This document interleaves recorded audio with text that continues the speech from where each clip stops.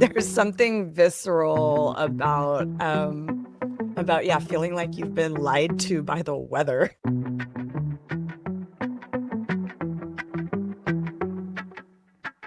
I don't know about you, but I want renewal.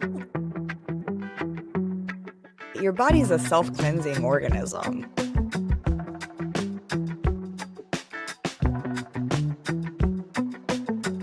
This is a time for forward motion and creativity, but like allow yourself to move at the pace that doesn't feel forced. Welcome to Herbalism Uncensored, the podcast where we dig deep into the world of herbalism and natural healing. I'm Alicia. And I'm Lila. We're two clinical herbalists who recognize the need for honest and authentic conversations about the state of natural healing today. As practitioners, we feel called to have uncensored discussions about why people aren't finding relief and what to do about it. If you're frustrated by lack of results, overwhelmed by conflicting advice online, disillusioned by the commercialization of wellness, or simply passionate about natural healing, you're in the right place. This podcast is our way of cutting through the noise, busting myths, and challenging marketing gimmicks. This is Herbalism Uncensored, where together we're nurturing the future of natural healing. The contents of this podcast are for informational purposes only and are not intended to be a substitute in any way for professional medical advice, treatment, or diagnosis. It's important that you always seek the advice of your physician or other licensed healthcare provider with any questions or concerns you may have regarding a medical condition. All right, guys, welcome to this episode of Herbalism Uncensored. We know everybody loves our seasonal episodes, and the first day of spring is coming right up.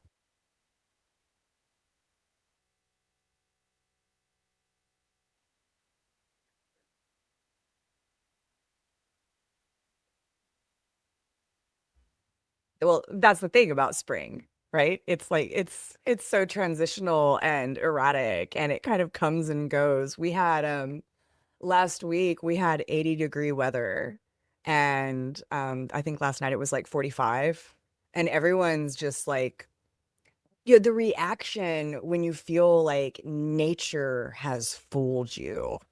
There's something visceral about yeah, feeling like you've been lied to by the weather.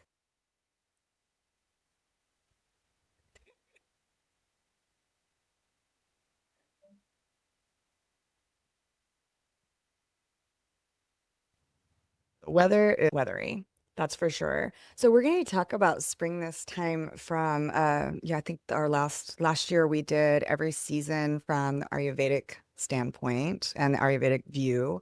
And today we're like kind of getting a little bit outside of our comfort zone because we're going to talk about how traditional Chinese medicine understands the shift from winter into spring.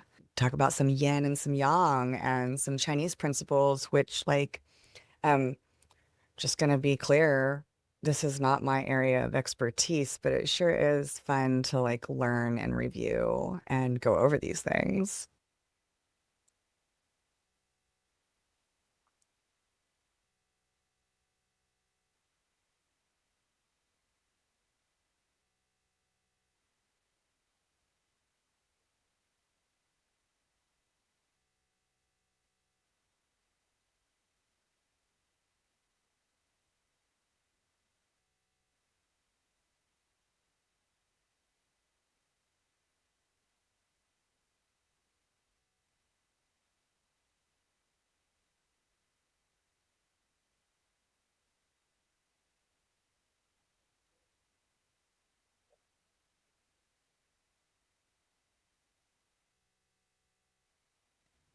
So I feel like I have a lot more experience and like I mean I just have a more of a I have a longer relationship with Ayurveda, and I definitely think that Ayurveda is my love language, but I think that traditional Chinese medicine and Ayurveda, like you said it, they're 90% the same. And really, I believe that traditional Chinese medicine came out of Ayurveda. It was something that, like, all medicine, all medical systems have evolved out of Ayurveda, Ayurveda being the mother of all medicine. And It's just not something that I've studied quite as much, and there's so much nuance there. Like, you remember we did a 600-hour course last year where we got into like a lot of the really nitty gritty of Ayurveda, and it's like, what? Talk about Vata Pitta Kapha, and it's like, oh wait, that doesn't even really matter anymore. And I think that, traditional Chinese medicine, I'm still in the place of like Vata Pitta Kapha, right? Where it's like I know yin and yang and blood and yin and moisture. Um, or blood and chi and moisture. See? We don't even know what we're talking about, guys. But we're going to talk about spring from the traditional Chinese medicine perspective.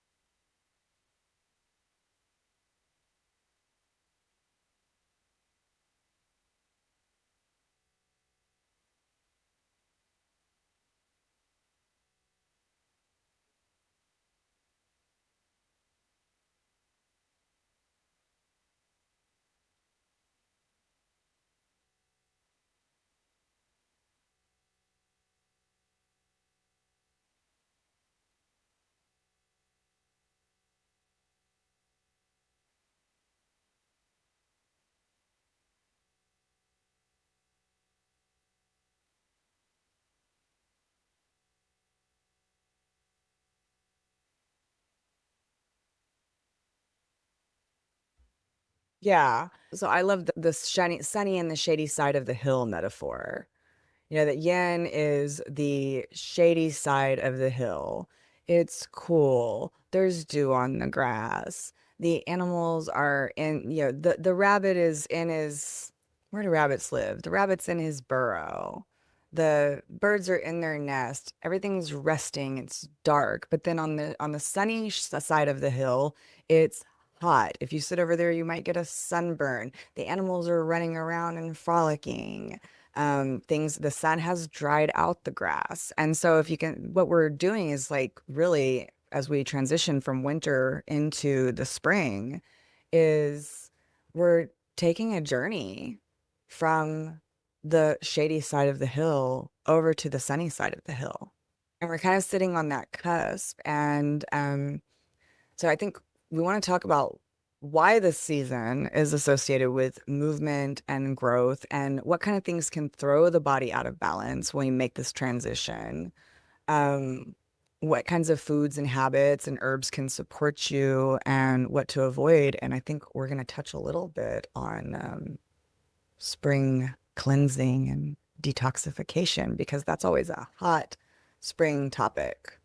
Um, so yeah.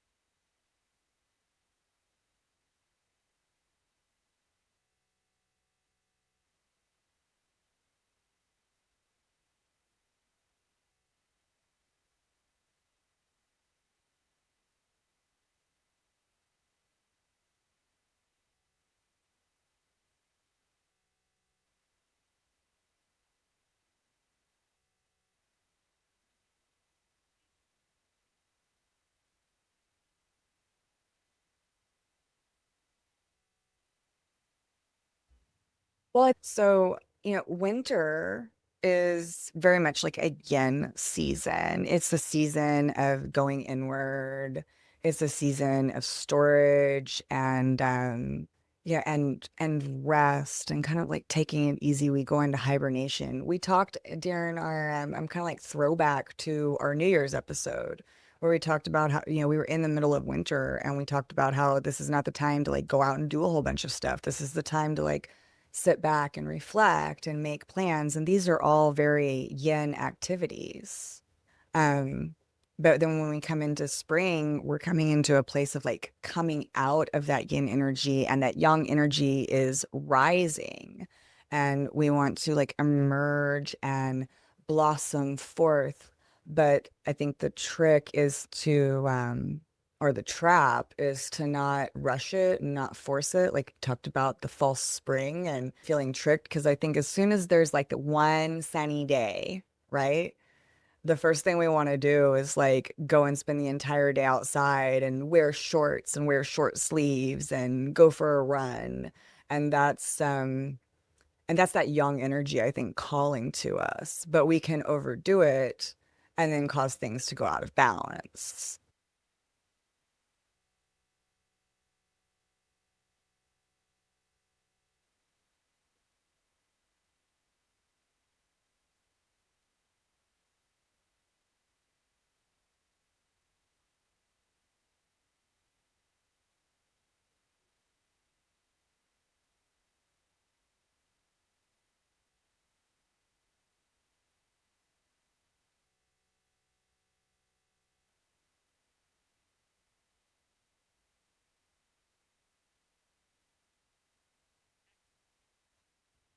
Well, and yeah, we absolutely. Thank you for bringing that up. And we have to conserve our energy stores, and then we have to use the things that we conserved, everything that we packed away and saved, we have to use appropriately. It's kind of like, we make preserves around at my house. Well, I don't take all the preserves out of the cupboard and eat them all at once. It will make me sick. Like the preserves stay there. I can take one jar out and have a little bit and then put it in the refrigerator. And when that jar's gone, take out another. And so we need to kind of like make this transition in a moderate way. Because yeah, I do think as soon as I totally relate to this, and as I was researching for this episode, it really resonated with me that as soon as it gets sunny, I think like it's time to go to the beach, and wear a bathing suit, but maybe I'm not quite ready for that. And that's that young energy.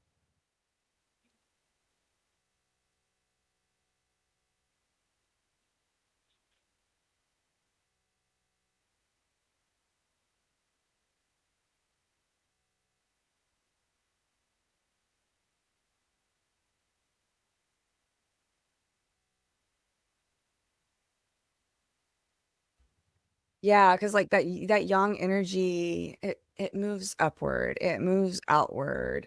And like spring is a time for like for growth and initiative and movement. I'm not saying like don't continue to stay in and hibernate, but just kind of come out of that cave gradually. Um, we have to be flexible with like what direction that we're going and how quickly we're moving. Should we talk about wind? So I thought about this when I said like the first thing I want to do is go to the beach. It's windy at the beach.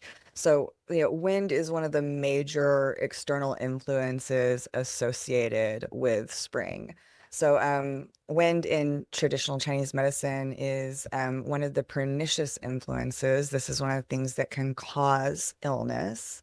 Wind is also like intimately related to Vata in Ayurveda, which Vata is made out of air and ether. So, air is wind. It's wind is mobile. Like think about how the wind feels, when you're walking the streets, like the wind might blow from one direction and then blow from another direction. It's fast, it's unpredictable, and it can invade our body and wind-related patterns can show up.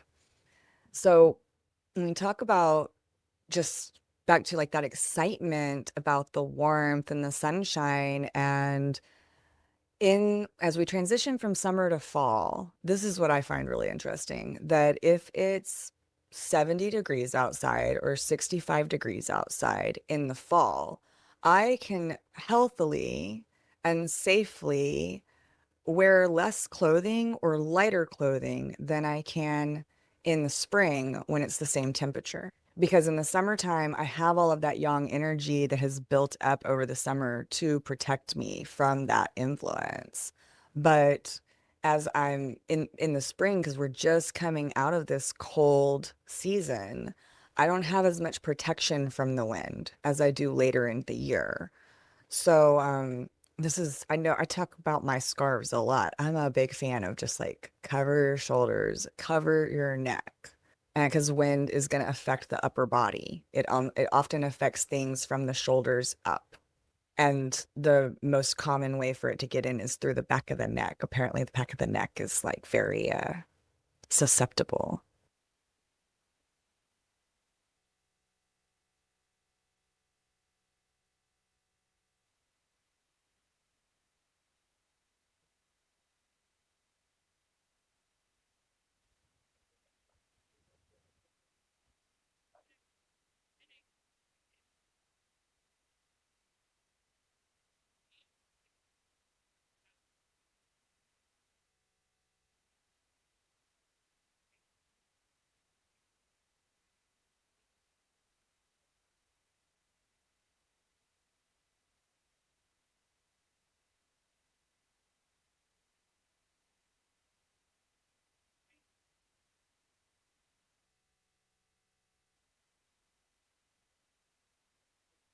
Absolutely.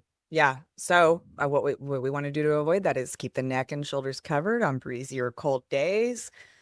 Don't assume that one sunny afternoon means that your body's ready for full exposure. Don't get chilled and rest enough. We're not hibernating like we were in winter, but we still need to take a little bit of extra rest. Well, and I think that this is all very much in line with like the essence or the energy or the spirit, I guess I could say, of the Chinese New Year that we just had, as we're like coming out of the year of the snake and moving into the year of the fire horse. And the fire horse is like the energy of the fire horse is movement and getting things done and manifestation. But the and this has been like just really important for me and like where I am in my journey, my life, my growth at this point is to be sure to take the time to rest because the danger is burnout. And that's what we're dealing with here in the spring. One of the weird, I say weird, but like weird but interesting things about the yin and yang is like that yin repels yin and yang repels yang, right? And yin attracts yang and yang attracts yin, but also like an extreme manifestation of either of them can look like the other one.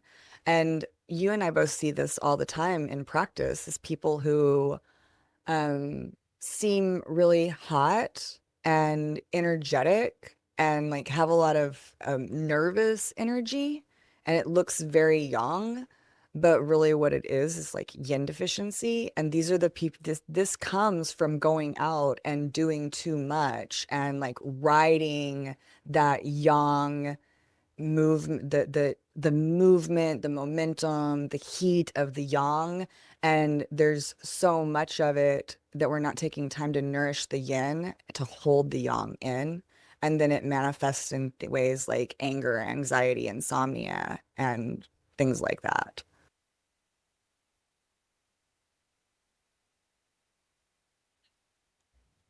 It's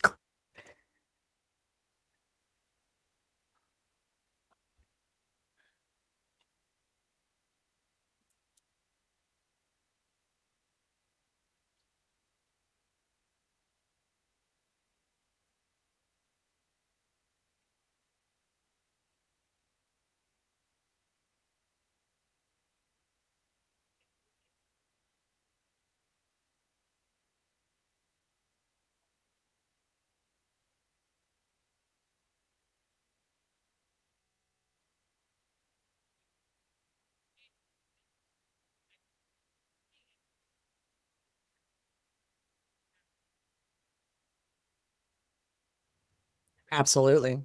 It's a Yeah. Thank you for clarifying. 'Cause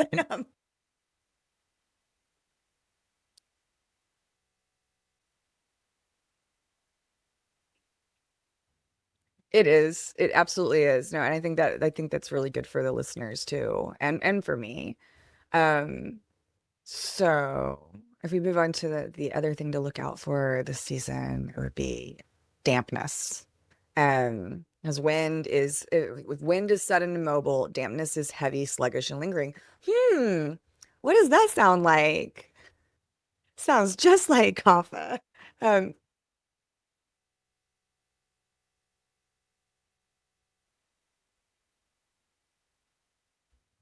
yeah, because so that's what I found as like I said, as I was researching for this episode, I was like all constantly looking for the similarities, looking for the bridges and the compatibility and the coordination between these different philosophies.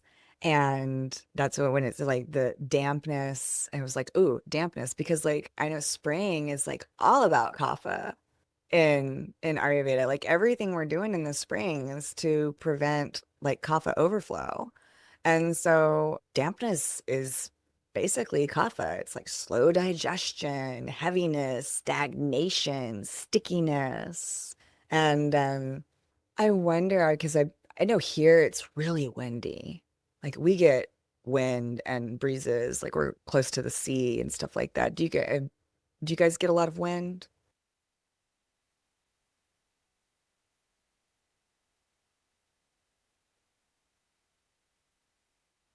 So, but I bet it's damp there. Oh, you're in the high desert. Yeah, okay. I was trying to make a correlation. Yeah, that's okay.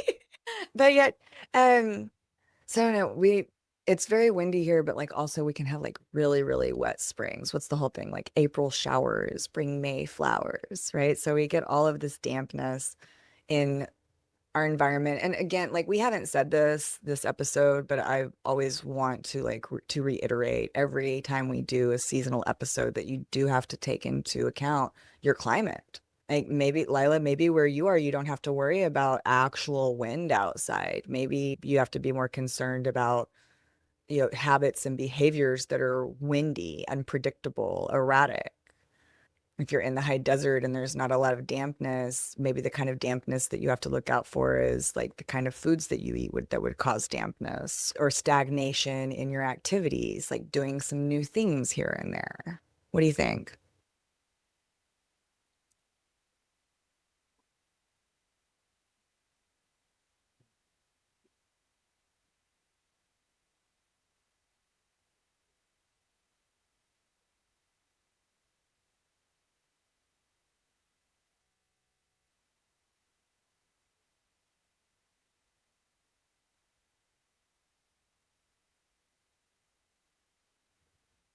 So no matter how it shows up, whether it shows up with the rainy weather and the moisture, or it shows up with like actual, brain fog and fatigue, or sluggish digestion because maybe you're eating a bunch of damp foods like milk and cheese. These are things that we want to avoid and kind of like watch out for this time of year because the dampness can block pathways that need to be free and clear so that that yang can move upwards, and that's what we need in spring. When the body is damp, then spring can feel more like congestion than renewal. And I don't know about you, but I want renewal.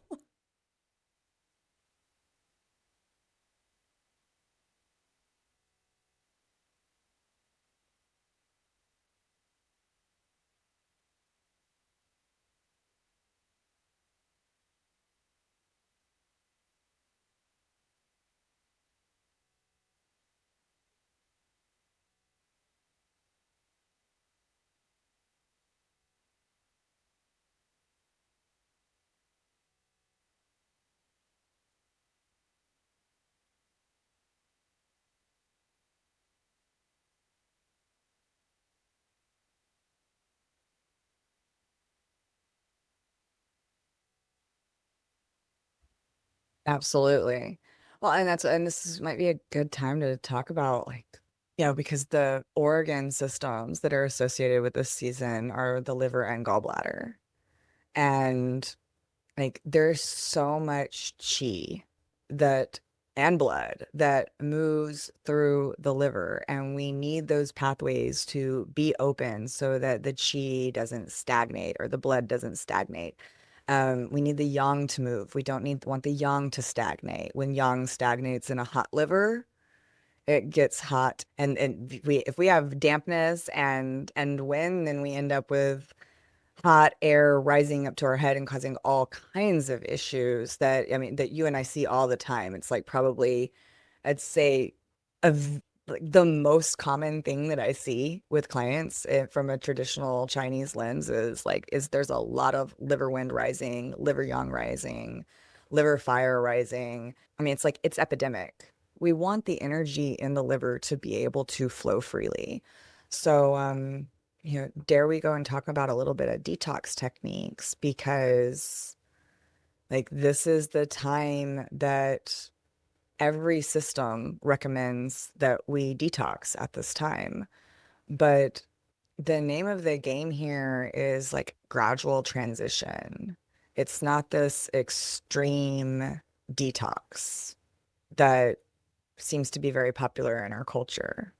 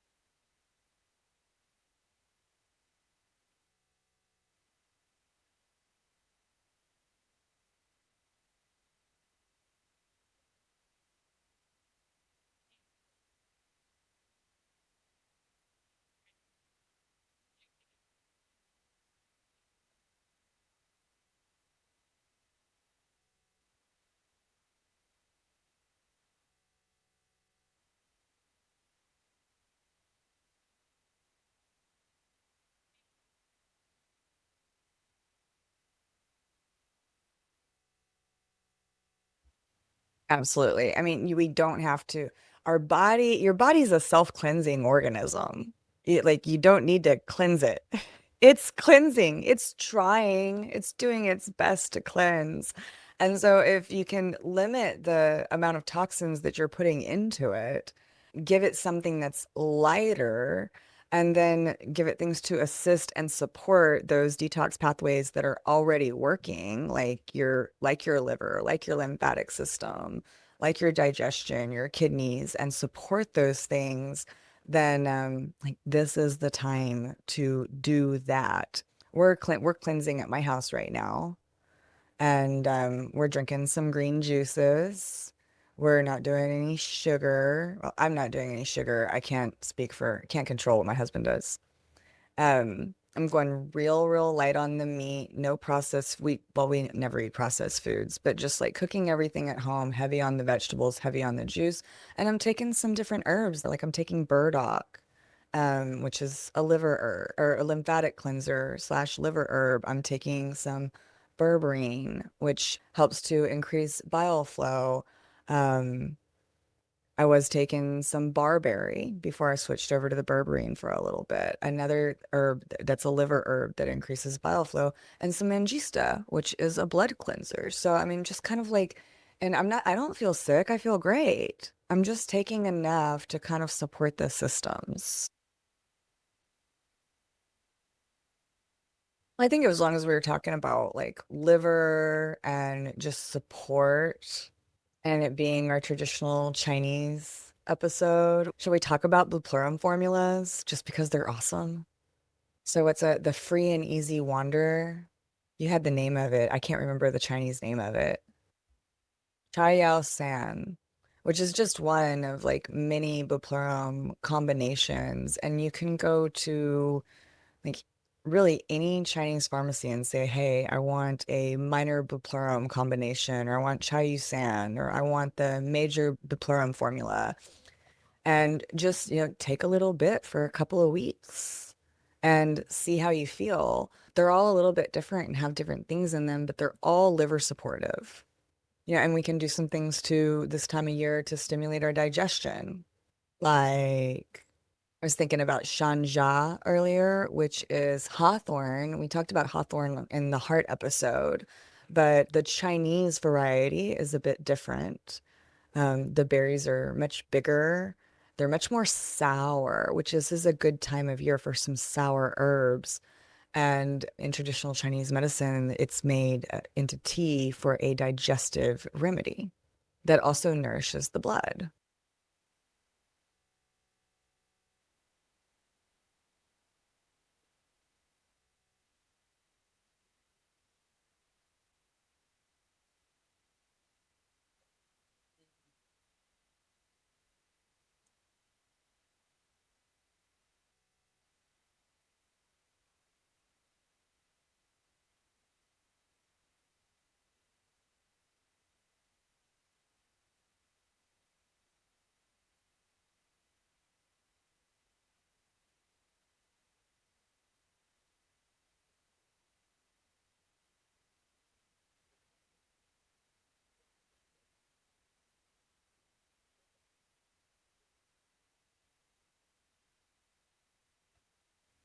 Love Bupleurum. And thank you for bringing that up.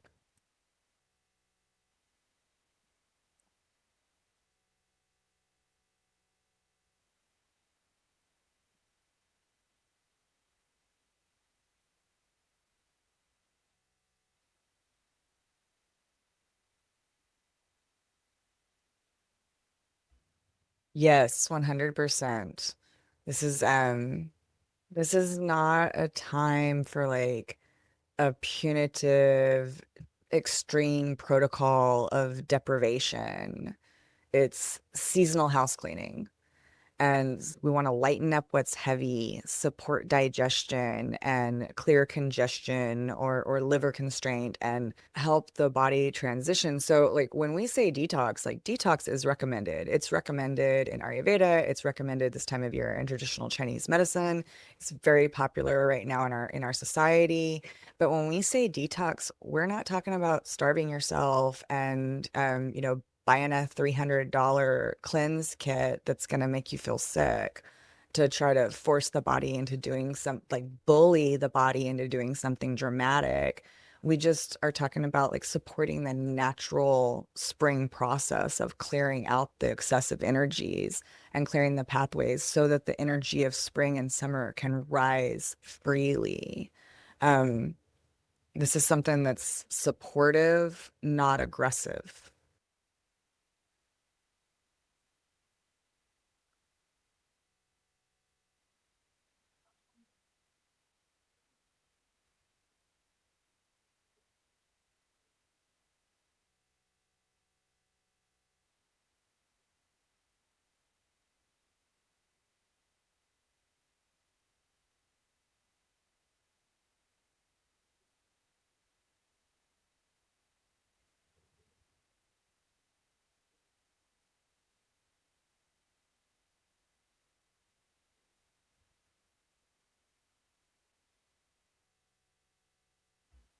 Yeah.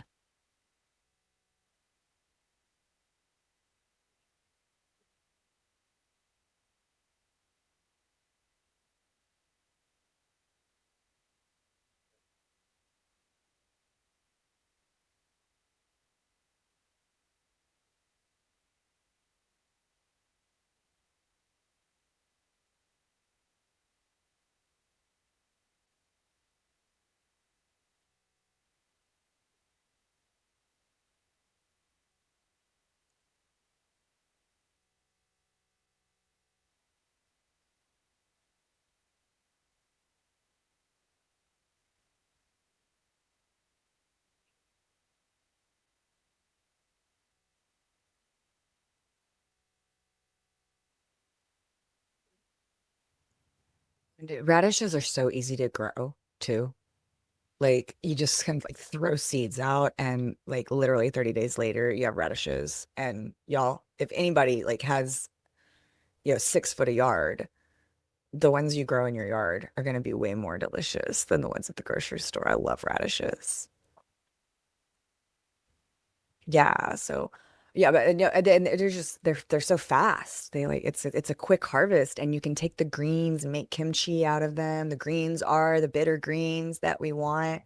Um, so yeah, I think you did a great job like hitting the foods. Like I mean, overall, just lighter meals overall, and warm foods, especially in early spring. These greens that we're eating, these root vegetables, these beets, we want to steam them, we want to cook them. Um, yeah, simple vegetable-based meals with whole grains, beans, legume. And then as far as habits, like we want to start waking up a little bit earlier, doing some gentle movement, walking outside, stretching, a gradual increase in activity.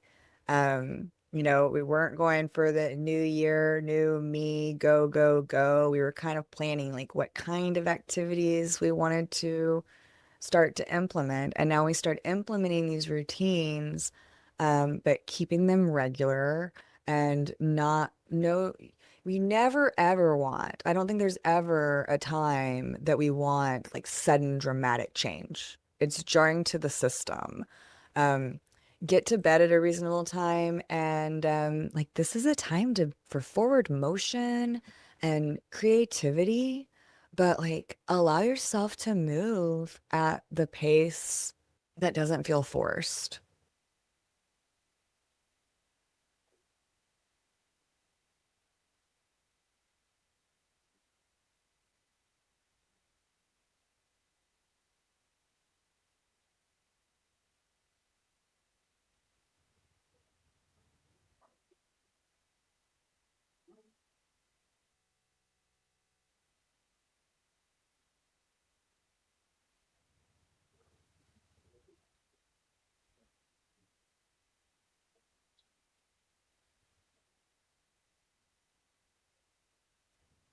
Exactly. That's really well said. Thank you. Because that's that it is going to be different for everyone. And I don't know what you're 100% expert at your experience. Like no one knows more about you than you do. And so I don't know what overexertion looks like for you. I only know what overexertion looks like for me. And so we have to ask ourselves, like, am I tired? Do I need to slow down? Because that's the kind of stuff that we really need to avoid at this time, at all times, but particularly at this time, is working too hard, late nights, irregularity in our routines, going too hard on exercise after being more sedentary in winter. I think I'm finally getting better at that. Just speaking for myself, I could like totally be an overexerciser and burn myself out. Like I'm allowing myself the space to rest. Exposing yourself to wind too early. I'm gonna say it again. Get a scarf and yeah, don't ignore signs of congestion, heaviness, or irritability. Like pay it, stop and say, like, how do I feel right now? Are you feeling irritable? Is that like too much yang energy? Do you need to like get in a cool, dark, quiet place and be still for a little bit? Do you feel heavy and sluggish? Do you need to do some clearing? Go get yourself some Bupleurum Formulas.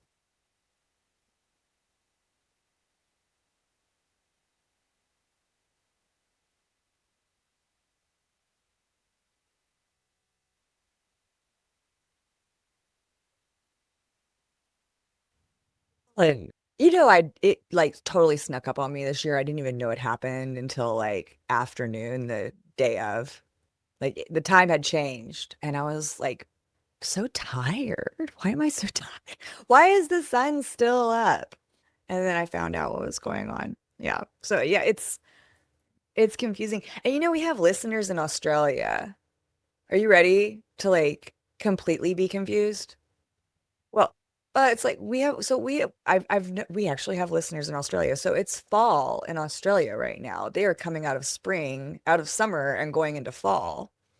So we spring forward, they march back. It's super confusing.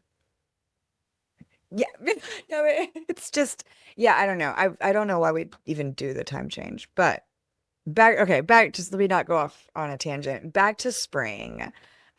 Spring balance is about helping yang rise cleanly while protecting yourself from the destabilizing influences of the wind and the dampness. Just to like recap, we want to transition gradually out of winter, protect against wind, avoid creating dampness through our diet and lifestyle, keep food lighter but still digestible, move daily but don't exhaust yourself, go to sleep on time, and just like make room for growth and change and creativity, but don't overdo it.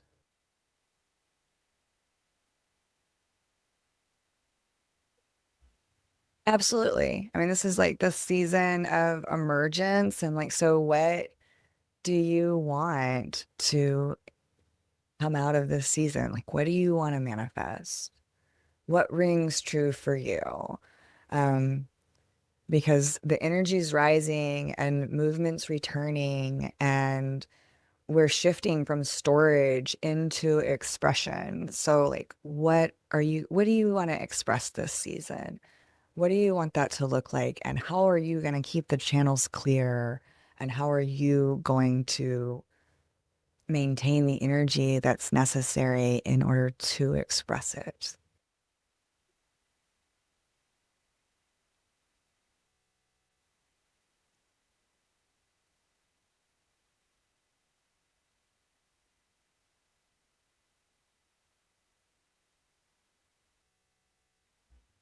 We do want to hear about that. I want to hear what everybody's manifesting. What are you manifesting this spring, Lila? I'm I'm I'm completely rebuilding my website. It's like complete like it's gonna be like so awesome. It's gonna be so awesome. But yeah. But I'm also like making myself close my computer and I'm going for a float tomorrow, you know? Yeah. Yeah, like you can put lights and you can have music, but like I like the darkness and the quiet. I really like darkness and I don't get much of it. Like there's so many lights here. So it's really nice to go and be in a dark, quiet place. Oh, I'll let you know for sure. Um, so yeah, guys, thank y'all for listening to, I think this is our spring episode. I think this is it.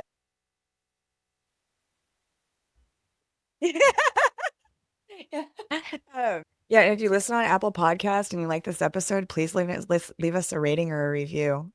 That really helps more people find the show. No, we love our Spotify listeners. Y'all are so nice.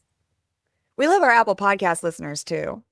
All right, guys, you'll have a wonderful day, and we'll see you in a couple of weeks when we know you want to talk about parasites. Bye. Thanks for tuning in to Herbalism Uncensored. We're genuinely humbled by the love and support you've shown us. If you've been enjoying the show, be sure to subscribe, leave a review if you feel called, and don't hesitate to reach out. Whether it's with a question, a success story, or a topic you'd love us to explore in a future episode.